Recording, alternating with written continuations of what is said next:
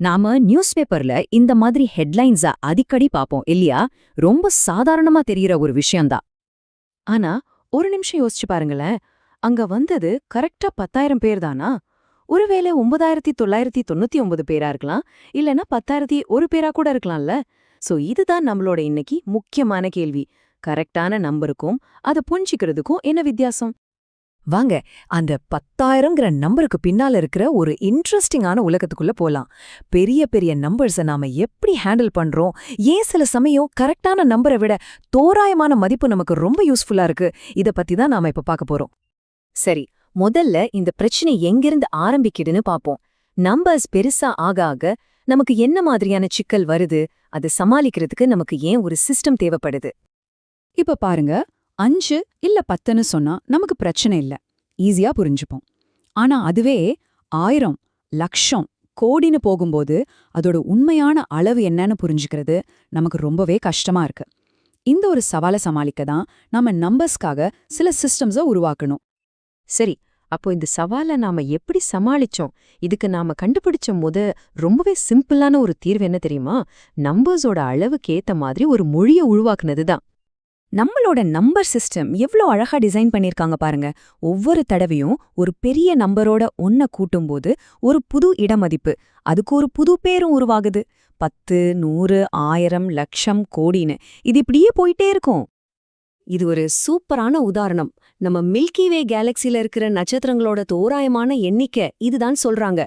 யோசிச்சு பாருங்க, இந்த மாதிரி பிரம்மாண்டமான நம்பர்ஸ சொல்றதுக்கு தான் நமக்கு இந்த லட்சம், கோடிங்கிற பேர்கள் எல்லாம் தேவைப்படுது.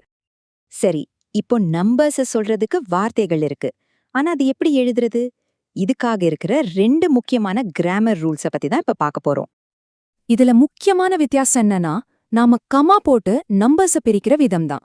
சிம்பிளா சொல்லணும்னா, ஒரே மொழிக்கு 2 அலகலகு வட்டார வழக்குகள் இருக்கிற மாதிரி தான் இதுவும். இப்ப இந்த டேபிள பாருங்களேன்.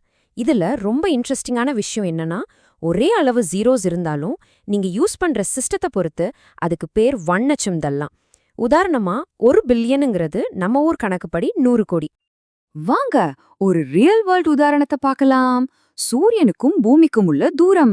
இங்க பாருங்க, ஒரே பெரிய நம்பர் 2 சிஸ்டம்லயும் எழுதியிருக்காங்க. இன்டர்நேஷனல் சிஸ்டம்ல இது 92,900,000.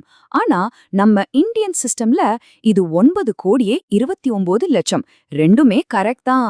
ஆனா நீங்க யாரிடம் பேசுறீங்கங்கறத பொறுத்து கன்ஃபியூஷன் வர வாய்ப்பு இருக்கு. சரி, இப்போ ரொம்பவே ஆச்சரியமான ஒரு பகுதிக்கு வந்திருக்கோம். இது எப்படி நம்மளோட ஆரம்ப நியூஸ் பேப்பர் ஹெட்லைனோட கனெக்ட் ஆகுதுன்னு பார்க்கலாமா? அப்போ இதிலிருந்து என்ன தெரியுது? பெரிய நம்பர்ஸ் வரும்போது கரெக்டான வேல்யூவை விட அதோட அளவு, அதாவது அது எவ்ளோ பெருசுங்கிற ஒரு உணர்வு தான் நமக்கு முக்கியம். படிக்கிறவங்களும் அதான் விரும்புறாங்க.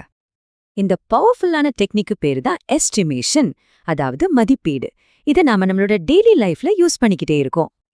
ஆனா இந்த ரவுண்டிங் ஆஃப் பண்றது, அதாவது முழுமையாக்குறது, அது எப்படி வேலை செய்யுது? வாங்க ஸ்டெப் பை ஸ்டெப்பா பார்க்கலாம். இது ரொம்ப சிம்பிளான ஒரு 4 ஸ்டெப் ரூல் தான். முதல்ல 1000வது இடத்துல என்ன நம்பர் இருக்குன்னு பாருங்க. இங்க அது 8. ரெண்டாவது, அதுக்கு வலது பக்கம் இருக்கிற நம்பரை பாருங்க, அது 7. மூணாவது ஸ்டெப், இந்த வலது பக்கம் இருக்கிற நம்பர் 5ஓ இல்ல அதுக்கு மேலேயோ இருந்தா நம்ம 1000வது இடத்துல இருக்கிற நம்பரோட 1 கூட்டிக்கணும். அப்போ 8 வந்து 9 ஆயிடும். கடைசி ஸ்டெப், இந்த புது நம்பருக்கு வலது பக்கம் இருக்கிற எல்லாத்தையும் 0வா மாத்திடுங்க. அவ்வளவுதான். அவ்வளவுதாங்க. 78,794 அப்படிங்கிறது தோராயமா 79,000 அப்படின்னு மாறிடுச்சு. ரொம்ப சிம்பிள் இல்லையா? ஓகே, இப்போ நம்பர்ஸை எப்படி படிக்கிறது, எப்படி சிம்பிளிஃபை பண்றதுன்னு கத்துக்கிட்டோம். ஆனா கூட்டல், கழித்தல், பெருக்கல், வகுத்தல்னு எல்லாம் ஒன்னா வரும்போது ஒரு கணக்க போட்டா ஆளுக்கு ஒரு ஆன்சர் வருமே, அப்படி வராம எல்லாருக்கும் ஒரே கரெக்டான ஆன்சர் எப்படி வருது? அதுக்கு ஒரு யுனிவர்சல் ரூல் இருக்கு. அத பத்தி தான் பார்க்க போறோம். எல்லாருக்கும் ஒரே ஆன்சர் வரணுங்கிறதுக்காக மேத்தமெட்டிஷியன்ஸ் BIDMAS அப்படின்னு ஒரு ரூலை உருவாக்குனாங்க.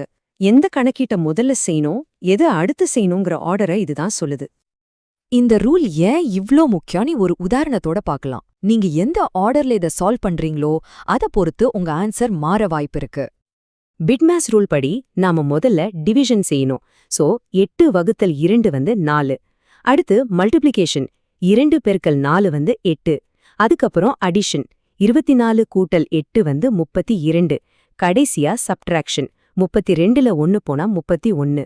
பாத்தீங்களா? இந்த ஆர்டரை பின்பற்றினா மட்டும்தான் எல்லாருக்கும் இந்த 31ங்கிற கரெக்டான ஆன்சர் கிடைக்கும். இல்லன்னா ஒரே கன்ஃபியூஷன் தான்.